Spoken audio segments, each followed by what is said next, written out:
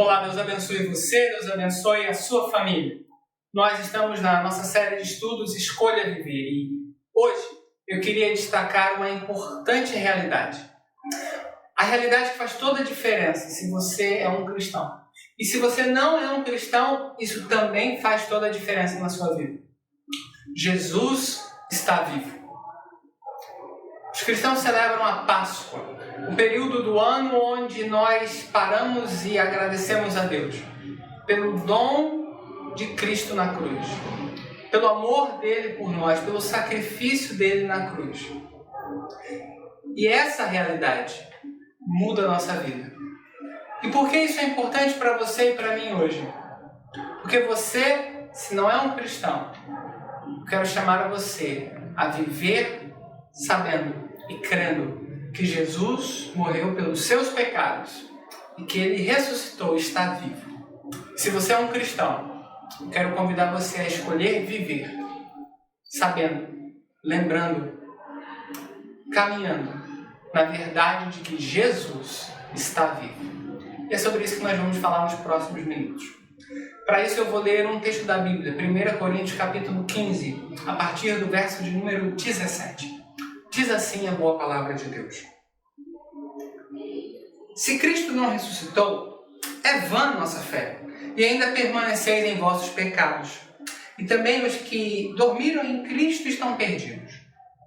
Se esperamos em Cristo só nesta vida, somos os mais miseráveis de todos os homens.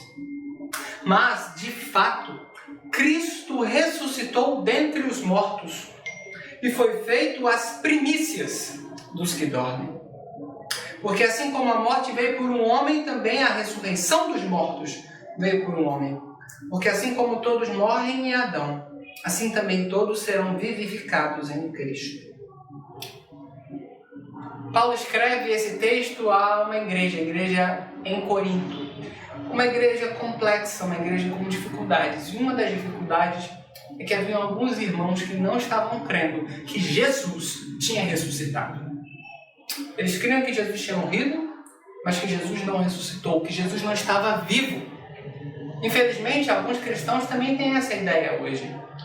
Eles olham para o Cristo e não creem verdadeiramente que Jesus está vivo. Alguns consideram um simbolismo, alguns falam de forma poética, mas eles não creem verdadeiramente que o Jesus, o Senhor, está vivo, ouve as nossas orações e está conosco. Por que isso é importante? Porque mesmo que você diga e até creia que Jesus ressuscitou, talvez na sua vida você está vivendo como se Cristo não estivesse vivo. Talvez você olhe para a sua vida e pense apenas na vida aqui nesta terra, esquecendo de que há promessas de vida eterna, de que há o céu, de que Jesus voltará novamente. E Paulo nos faz um grande alerta. Se nós vivermos dessa forma, nós somos os mais dignos de pena. Estamos vivendo numa cultura onde, na cabeça de muitas pessoas, Jesus morreu para nos dar um Honda Civic ou um outro carro de qualidade. Diz que Jesus morreu apenas para nos dar uma viagem para Disney ou para os lugares que a gente queira. Diz que Jesus morreu para realizar os nossos sonhos de classe média, de riqueza, de fama. Nada mais longe da verdade. Jesus morreu para nos salvar da condenação eterna. Jesus morreu para pagar o meu e o seu pecado. Jesus morreu para nos trazer a reconciliação com Deus. Se você e eu esquecermos isso na nossa vida, nós vamos naufragar. E hoje eu quero convidar você a lembrar disso com 3 verdades que estão em 1 Coríntios capítulo 15. 3 verdades que o texto nos mostra. Que porque Jesus está vivo, você e eu podemos ter uma vida diferente. A primeira verdade está a partir do verso de número 1 de 1 Coríntios 15. Porque Jesus está vivo, a palavra de Deus é verdadeira. O texto começa Paulo mencionando que Jesus ressuscitou, que Jesus apareceu não apenas a ele, Paulo, mas aos apóstolos e a mais de 500 pessoas. e que as Escrituras são verdadeiras. Ele vai dizer, a partir do verso de número 1 de 1 Coríntios 15, também vos notifico, irmãos, o Evangelho que já vos tenho anunciado, o qual também recebestes e no qual permaneceis, pelo qual também sois salvos de se o retiverdes como vocês receberam. Porque primeiramente vos entreguei o que também recebi, que Cristo morreu por nossos pecados, segundo as Escrituras, e que foi sepultado e que ressuscitou ao terceiro dia, segundo as Escrituras, e que foi visto por Pedro e pelos 12 apóstolos. Depois foi visto por mais de 500 irmãos, dos quais alguns ainda estão vivos, alguns já dormem. Depois foi visto por Tiago, depois por todos os apóstolos, e por fim apareceu também a mim como nascido fora dos tempos. Paulo está dizendo que a ressurreição de Jesus não foi inventada. Que a ressurreição de Jesus não foi uma história bonita que foi criada pelos apóstolos para que as pessoas acreditassem em Cristo. Não. Jesus verdadeiramente ressuscitou. Ele se mostrou não apenas aos 12, mas a mais de 500 pessoas. E essas pessoas ainda estavam vivas na época que o texto de Corinto foi escrito. Portanto, se as pessoas tivessem alguma dúvida, era só irem lá perguntar. Testemunhas oculares viram o Cristo ressurreto. E por que isso é importante? Porque as Escrituras mostram que Jesus haveria de vir à Terra, morrer pelos nossos pecados e ressuscitar. Jesus era claro no seu ministério e ele dizia, olha, eu serei morto, mas eu ressuscitarei. Ele vai falar João 2, olha, destruam esse templo, em 3 dias eu reconstruo. Ele falava acerca da sua ressurreição. E porque isso é verdade, as Escrituras, a Palavra de Deus, o Novo Testamento e o Antigo Testamento também são. Se a Palavra de Deus é verdade, você pode viver a partir da Palavra de Deus. Vivemos uma geração que nega a autoridade das Escrituras. Muitos cristãos não creem verdadeiramente na Palavra de Deus. Colocam na cultura, em ideologias, num jeito político, numa estratégia de ciência, de cultura, de arte, o que eles consideram como verdade. Mas deixaram de crer na autoridade das Escrituras. O texto nos mostra que porque Jesus está vivo, as Escrituras são reais. A Palavra de Deus é fidedigna. Você pode crer. Porque nas Escrituras nós aprendemos do Salvador.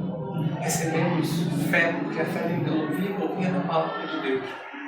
Somos instruídos em toda a justiça. Somos conduzidos nesse mundo. Porque Jesus está vivo, a Palavra de Deus é real. Você pode crer nela. Você pode voltar às Escrituras. Porque se você não está lendo as Escrituras, talvez seja sinal de que você não está crendo que Jesus verdadeiramente está vivo. Essa é a primeira verdade. A segunda verdade está a partir do verso número 8. Ele nos mostra que a transformação é possível. Paulo está falando, a partir do verso número 8 dele, ele que era o menor dos apóstolos, ele que perseguia a igreja, ele que tinha uma vida contrária àquilo que Deus tinha para ele. Mas Deus interveio na vida de Paulo, porque Deus continua agindo.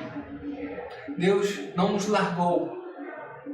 Deus não nos deixou à mercê das nossas próprias escolhas. Deus continua agindo. Deus continua intervindo. E Deus continua transformando. Porque Jesus está vivo. A transformação é possível. É isso que Paulo vai falar a partir do verso número 8. Ele vai dizer, verso número 8, por derradeiro também apareceu a mim como um fora do tempo, porque eu sou o menor dos apóstolos, que não sou digno de ser chamado apóstolo, pois que persegui a igreja de Deus. Aí ele vai dizer, mas pela graça de Deus sou o que sou, e a sua graça para comigo não foi vã, mas antes trabalhei muito mais do que todos eles. Todavia não eu, mas a graça de Deus que está comigo. Então, ou seja eu, ou sejam eles, assim pregamos e assim haveis crido. Paulo está dizendo, olha, eu tinha um passado, mas Deus interveio, Cristo entrou no meu caminho, eu recebi a salvação e minha vida mudou. E pela graça de Deus eu sou o que sou. Essa é uma verdade para você e para mim. Talvez você esteja aí nesse momento, com a vida toda complicada. Talvez você não seja um cristão, talvez você seja um cristão que esteja afastado do Senhor. Porque Jesus está vivo, a transformação é possível. Porque Jesus está vivo, pecados podem ser derrotados. Porque Jesus está vivo, você e eu podemos ter um novo amanhã. Essa é a segunda verdade que eu queria mostrar nesse texto. Existe uma terceira verdade. A ideia de que Jesus, ele verdadeiramente existe e que as promessas dele são reais. Paulo começa, a partir do verso número 12, a falar uma coisa muito importante. Se Jesus não ressuscitou, a nossa fé é vã. Estamos perdendo tempo. Se Jesus não ressuscitou, evangelizar não faz sentido. Vir à igreja não faz sentido. Confiar no Senhor não faz sentido. Mas ele vai dizer, verso 19 e 20, 21, 22. Mas Jesus ressuscitou. E porque Jesus ressuscitou, tudo aquilo que ele falou é verdade. Ele vai continuar no verso de número 23 e 24. Ele vai dizer o seguinte: cada um por sua ordem. Cristo as primícias, depois dos que são de Cristo na sua vinda. Depois virá o fim, quando tiver entregado o reino a Deus, ao Pai, quando houver aniquilado todo o império, toda a potestade e toda a força. Porque convém que reine até que haja posto a todos os inimigos debaixo de seus pés. Ora, o último inimigo que há de ser aniquilado é a morte, porque todas as coisas ele sujeitou debaixo de seus pés. Verso 28. E quando todas as coisas lhe estiverem sujeitas, então também o mesmo Filho se sujeitará. O que ele está dizendo? Ele está dizendo o seguinte: quando Cristo veio à Terra e ele ressuscitou, ele cumpriu todas as promessas que ele disse que ele faria. E porque Jesus está vivo, todas as promessas que ele fez estão valendo.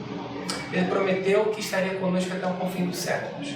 Ele prometeu que nos enviaria o Espírito Santo. Ele prometeu que não nos abandonaria nem nos deixaria. Ele prometeu que voltará em glória e trará justiça a essa terra. Ele prometeu que haverá um novo céu e uma nova terra. Ele prometeu que nada nos separará do amor dele. E ele prometeu que você e eu, apesar do que vivamos, estamos com o Senhor, se verdadeiramente reconhecendo o Senhor Jesus como Senhor e Salvador das nossas vidas. As promessas são reais. A palavra de Deus é real. A vida é real. Mesmo que você esteja passando por um momento muito difícil, um momento de sofrimento, um momento de dor, um momento de angústia, um momento onde você talvez esteja se sentindo abandonado, talvez você esteja se sentindo traído, talvez você esteja se sentindo esquecido por Deus, talvez você esteja se sentindo enganado. Saiba, isso não é verdade. Cristo está, nesse momento, intercedendo por você junto ao Pai. Como diz Hebreus capítulo 4, verso número 14 ao verso número 16. Porque nós não temos um sumo sacerdote que não possa compadecer-se de nós. Cristo sabe das suas dores. Porque Ele está vivo, porque Ele venceu a morte, Ele não apenas se compadece de nós, Ele tem o poder de mudar a nossa realidade. E mesmo quando Ele não muda, Ele está conosco. E Ele vai, verso número 16, o autor do texto de Hebreus vai nos chamar a irmos com confiança ao trono da graça de Deus, para que possamos alcançar misericórdia e achar graça, a fim de sermos ajudados em tempo oportuno. A ressurreição de Jesus é um lembrete, mais do que um lembrete, é uma âncora de esperança, que diz para você e para mim, porque Jesus está vivo, ainda não é o fim. Porque Jesus está vivo, um milagre pode acontecer. Porque Jesus está vivo, Ele vai te sustentar em meio às lutas. Porque Jesus está vivo, há um novo amanhã preparado para mim e preparado para você. E hoje eu quero convidar você a depositar a sua fé e a sua esperança no Salvador. O Salvador que está vivo, o Salvador que vive para sempre. Você que não é um cristão, quero convidar você a depositar a sua fé no Senhor Jesus. Ele morreu pelos seus pecados. Você não se salva por você mesmo. Suas obras, seus talentos, suas atividades eclesiásticas, seu bom comportamento, nada disso perante Deus lhe oferece salvação. Apenas o sangue de Jesus pode pagar o seu e o meu pecado. Se você é um cristão, você e eu precisamos nos lembrar de que é por causa do Cristo ressurreto que podemos ir adiante. Porque Jesus vive e eu posso crer no amanhã. Porque Jesus vive, não há temor. Porque eu sei que a vida vale a pena, porque Cristo vivo está. Deus abençoe você. Que você não possa nunca se esquecer de que Jesus está vivo, de que Ele é sempre. E quando a sua vida nublar, complicar, quando você não souber o que fazer, lembre-se, Jesus está com você. Tem uma canção que diz mais ou menos o seguinte: quando as respostas não são suficientes, quando as nuvens são sombrias na vida, quando não há respostas, porque estamos passando o que passamos, existe Cristo. E Cristo é mais do que uma resposta para a sua oração. Se você tenta se entregar ao Senhor Jesus e deixar que Ele atue, você encontrará um lugar de paz e refúgio para o seu coração. Quando as respostas não forem suficientes, Jesus estará lá. Porque Jesus é suficiente. Porque Jesus está vivo. Porque há uma esperança para você e para mim. Que Deus abençoe você. Que a esperança da ressurreição do Senhor possa estar na sua vida. E que você nunca se esqueça. Porque Jesus está vivo, a palavra de Deus é real. Porque Jesus está vivo, a transformação é possível. Porque Jesus está vivo, as promessas, o consolo, a vida eterna estão garantidas para aqueles que creem e depositam sua fé no Salvador. Que Deus abençoe você, que você receba hoje de Cristo aquilo que você precisa. Deus abençoe você.